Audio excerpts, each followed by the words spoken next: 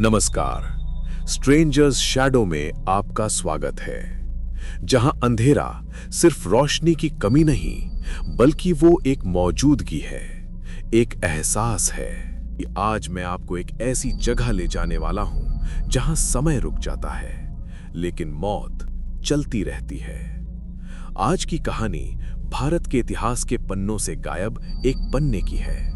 एक ऐसा गांव जिसे नक्शे से मिटा दिया गया ताकि कोई गलती से भी वहां ना पहुंच जाए। शुरुआत करते हैं एक सवाल से। क्या आपने कभी किसी ऐसी चीज को महसूस किया है जो वहां नहीं थी? जैसे गर्दन पर ठंडी हवा का झोंका जबकि खिड़कियां बंद हो, या फिर किसी के चलने की आवाज जब घर में कोई ना हो। खेड़ा गांव के लोग हर रोज यही महसूस करते थे। ये कहानी शुरू होती है 1890 में, जब खेड़ा एक खुशहाल गांव था। लेकिन गांव के बीचों बीच एक कुआं खोदा गया प्यास बुझाने के लिए। मगर कहते हैं उस कुएं से पानी की जगह कुछ और ही निकला।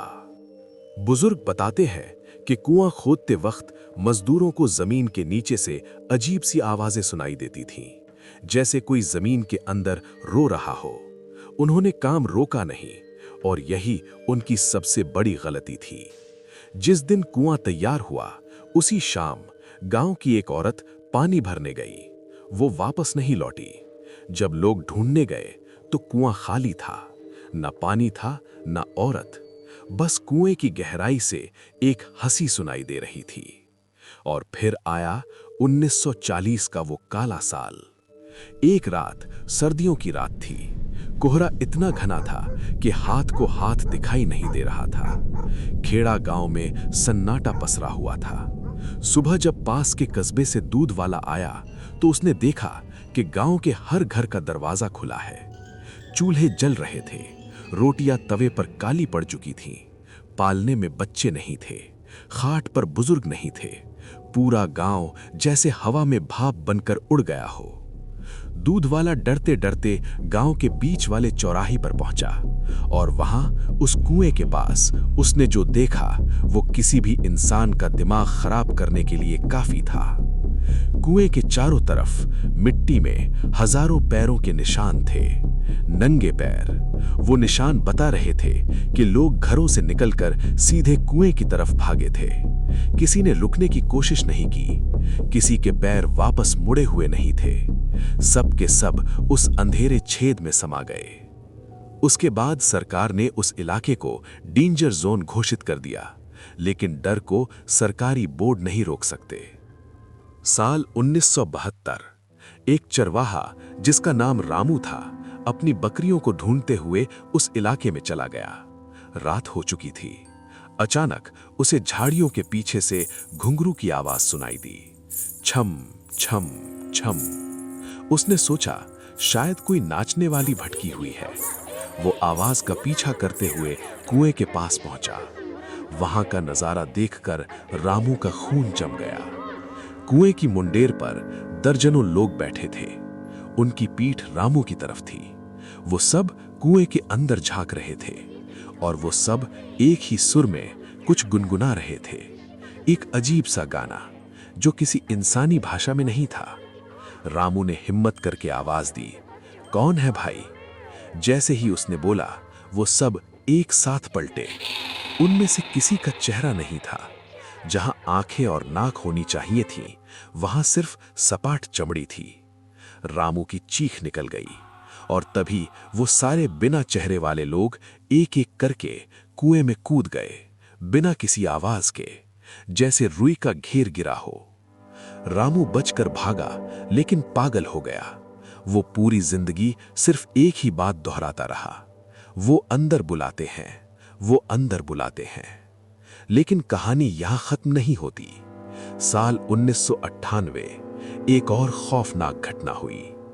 शर्मा परिवार अपनी कार से किसी शादी में जा रहा था। रात के करीब 2 बजे खेड़ा के पास वाले जंगल में उनकी कार खराब हो गई।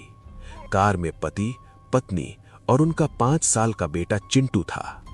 पति मदद के लिए पैदल आगे निकल गया। पत्नी और बच्चा कार में ही रुक गए। काफी देर हो गई। सन्नाटा इतना था कि जंगल के कीड़ों की आवाज भी कानों में चुभ रही थी। तभी चिंटू ने अपनी मां का हाथ खींचा। उसने कहा, मम्मी, नानी बुला रही है। मां हैरान हो गई, क्योंकि नानी को मरे हुए 3 साल हो चुके थे। मां ने डांटा, चुप रहो, सो जाओ। लेकिन चिंटू ने कार की खिड़की से बाहर इशारा किया। वो देखो मम्मी, नानी वहां खड़ी हैं। वो कह रही हैं, मेरे पास आओ, मेरे पास खिलौने हैं। मां ने बाहर देखा। बाहर घने अंधेरे में पेड़ों के बीच एक परछाई खड़ी थी, और वो परछाई धीरे धीरे हाथ हिला रही थी। डर के मारे मां ने कार के शीशे चढ़ा लिए, दरवाजे लॉक कर लिए। तभी कार की छत पर किसी के कूदने की आवाज आई। धम। फिर बोनट पर धम, और फिर कार के शीशे पर बाहर से छोटे छोटे हाथों के निशान बनने लगे, जैसे कोई अदृश्य बच्चा कार को बाहर से थपथपा रहा हो। मां चीखने लगी। जब सुबह पुलिस और पति वहां पहुंचे तो कार का दरवाजा खुला था। मां बेहोश थी और चिंटू गायब था। चिंटू कभी नहीं मिला, लेकिन उसकी मां आज भी पागल खाने में है। वो कहती है कि रात को उसे चिंटू की आवाज आती है। वो कहता है, मम्मी, यहां बहुत ठंड है, पानी बहुत ठंडा है, आ जाओ ना। इस घटना के बाद पुलिस ने जांच शुरू की। साल 2003 में इंस्पेक्टर रघुवंशी नाम के एक निडर पुलिस वाले ने इस केस को दोबारा खोला। वो देखना चाहता था कि आखिर लोग गायब कहां हो रहे हैं। उसने अपनी डायरी में जो लिखा था वो पुलिस रिकॉर्ड में आज भी सील बंद है। उसने लिखा था, तारीख 12 दिसंबर, रात के 3 बजे हैं। मैं कुएं के पास हूं। टॉर्च की रोशनी में मुझे कुएं के अंदर सीढ़ियां दिखाई दे रही हैं, लेकिन ये सीढ़ियां नीचे नहीं जाती, ये सीढ़ियां अंदर से ऊपर आती हैं। उसके बाद की लिखावट कांपती हुई थी। मुझे आवाज आ रही है, ये मेरी ही आवाज है। कुएं के अंदर से मेरी ही आवाज मुझे बुला रही है। वो मुझे गालियां दे रही है। वो मेरे उन गुनाहों के बारे में बोल रही है जो मैंने किसी को नहीं बताए। मैं इसे बर्दाश्त नहीं कर सकता। मुझे इसे चुप कराना होगा। अगले दिन इंस्पेक्टर रघुवंशी की लाश कुएं के पास मिली।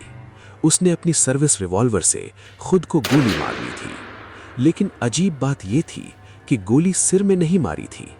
उसने गोली अपने कान में मारी थी, जैसे वो किसी आवाज को हमेशा के लिए बंद करना चाहता हो। और फिर आया साल 2011, टेक्नोलॉजी का जमाना।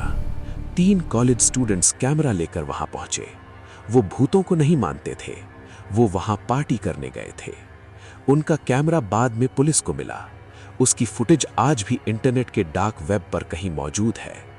वीडियो में दिखता है कि वो तीनों कुएं के पास बियर पी रहे हैं, मजाक कर रहे हैं। तभी कैमरा हिलता है।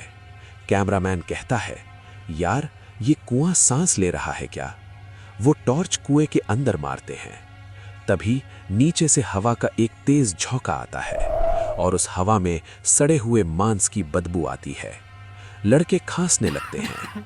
फिर वीडियो में एक आवाज रिकॉर्ड होती है, बहुत भारी आवाज, नाम बताओ। लड़के डर जाते हैं। कौन है? वो चिल्लाते हैं।